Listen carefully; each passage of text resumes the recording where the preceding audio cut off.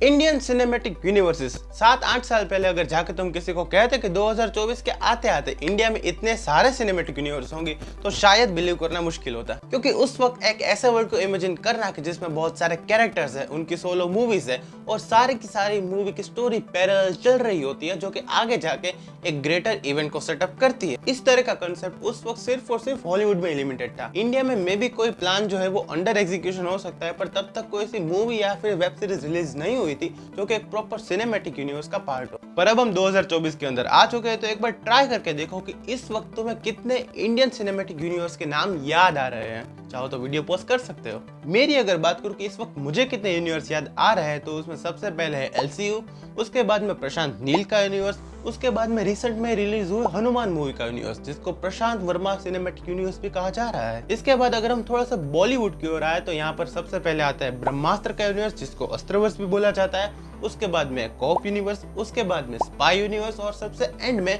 आदि पुरुष। एक मिनट, इसको स्क्रिप्ट में किसने डाला? अरे नहीं, वो जीसस नहीं है यार। सिनेमैटिक यूनिवर्स बनाओगे क्या उसको? वैसे आइडिया बुरा नहीं है, गॉड सिनेमैटिक यूनिवर्स। खैर मजाक से हटकर चलो अब हमारे मेन टॉपिक पे आते हैं, जो कि है problem with Indian cinematic universes.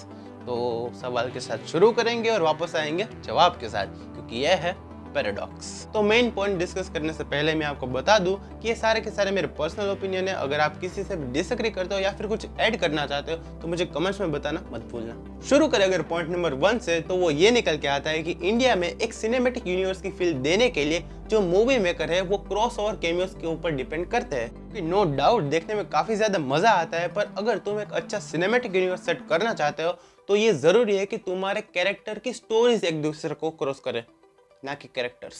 इस चीज को हम सिंपल वे में समझने की कोशिश करें तो समझो कि एक ट्री है जिसमें बहुत सारी ब्रांचेस है। अब एक ब्रांच अपने में ही एक सेपरेट ब्रांच है, पर फिर भी वो अपने मेन ट्री के साथ कनेक्टेड है। इस कंसेप्ट को मार्वल ने अपने शुरू के फेजेस में बहुत ही अच्छी तरीके से हैंडल किया है, जिसमें सारी की सारी मूवीज वैसे तो पैरेलल चल रही होती है, पर कहीं ना कहीं वो अपना कंक्लूजन तभी से सेटअप करना शुरू कर दी थी। और बस वही चीज हमें यहाँ के मूवीज के अंदर देखने को मिलनी चाहिए, जिसमें सारी की सारी स्टोरीज जो है वो एक दूसरे के साथ कनेक्टेड हो। खैर पॉइंट नंबर 1 को पीछे छोड़कर अगर हम पॉइंट नंबर 2 को आगे लाए, तो वो आता है मेन विलन की कमी होना। अब किसी भी यूनिवर्स को सक्सेस होने के लिए जो भी इंपॉर्टेंट एलिमेंट्स होते हैं, उसमें से एक इंपॉर्टेंट एलिमेंट है मेन विलन। इसे ऐसे समझो कि हर एक चीज की पोटेंशियल चेक करने की टेक्निक अलग अलग होती है, तो वैसे ही एक हीरो का पोटेंशियल चेक करता है एक अच्छा विलन।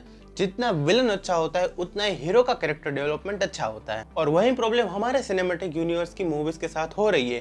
सारे के सारे हीरोज एक के बाद एक आ रहे हैं, पर कहीं ना कहीं हमें ये पता नहीं चल रहा है कि आगे जाके वो कौन से बड़े ग्रेटर थ्रेट के साथ फाइट करेंगे। तो हाँ, बस हमारे पास भी अगर कोई एक अच्छा विलन हो जिसके पास एक प्रॉपर मोटिव हो, एक प्रॉपर कैरेक्टर डेवलपमेंट हो, तो वो हमारे सिनेमैटिक यूनिवर्स की वर्ल्ड बिल्डिंग के लिए काफी ज्यादा अच्छा होगा। खैर पॉइंट नंबर 2 को पीछे छोड़ते हुए अब हम आते हैं हमारे पॉइंट नंबर 3 पे, जो कि आता है लेस पब्लिसिटी या फिर प्रमोशंस। इस पॉइंट पर अगर हम बात करें हॉलीवुड की, तो वहां पर मार्वल, डीसी, स्टार वॉर्स, ये सारे के सारे अपनी मूवी के रिलीज होने के पहले या फिर बाद में लेगोस, गेम्स, टॉयज, मर्चेंडाइज, इन सारे की सारी चीजों का सेलिंग करते हैं, जिसकी वजह से जो मूवी होती है वो रिलीज के पहले और रिलीज के बाद थ्रू आउट द ईयर एक डिस्कशन का टॉपिक बन के रहती है। और इसी चीज पर कहीं ना कहीं हमारी मूवीज जो है वो मात खा जाती है। अब मैं यहाँ पर ये नहीं कर रहा हूँ कि मुझे स्पाई यूनिवर्स से सलमान भाई का बोवलेट चाहिए, खैर उसको जानने दो।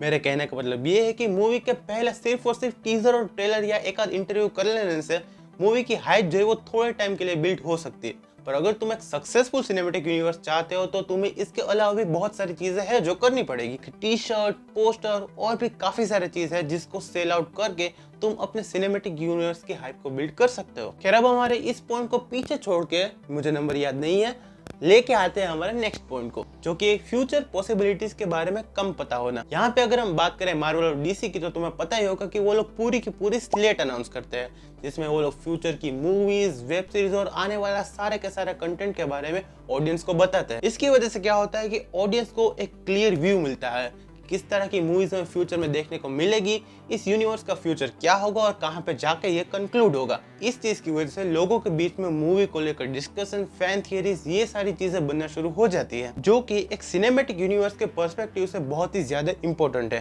क्योंकि इसी सारी चीजों की वजह से बनता है फैंडम और एक सिनेमैटिक यूनिवर्स का सबसे बेस जो कि सबसे जरूरी चीज है वो उसका है फैंडम। तो बस ऐसा ही कुछ हम हमारी इंडियन मूवी के साथ देखेंगे तो वो बहुत ही बढ़िया होगा और इसी की वजह से ज्यादा लोग यूनिवर्स से कनेक्ट होते जाएंगे और जिस लेवल का क्रेज आज कुछ मूवीज को लेकर हो रहा है वो शायद फ्यूचर में और भी ज्यादा बढ़ जाए। तो बस आज के लिए इतना ही। मुझे जितने भी प्रॉब्लम्स इंडियन सिनेमैटिक यूनिवर्स के अंदर लग रहे थे मैंने आपको सब बता दिए। आप इसमें से अगर किसी से भी डिसएग्री करते हैं या फिर कुछ ऐड करना चाहते हैं तो हमें कमेंट्स में जरूर बताना। साथ ही साथ हमें यह भी बताएं कि क्या आदि पुरुष का सिनेमैटिक यूनिवर्स बनना चाहे या फिर नहीं, कौन आ कह रहा है। और हाँ, वीडियो पसंद आए तो उसे लाइक कर देना और चैनल को सब्सक्राइब जरूर कर देना। तो मैं मिलता हूँ नेक्स्ट वीडियो में, तब तक के लिए स्टे सेफ, गुड बाय।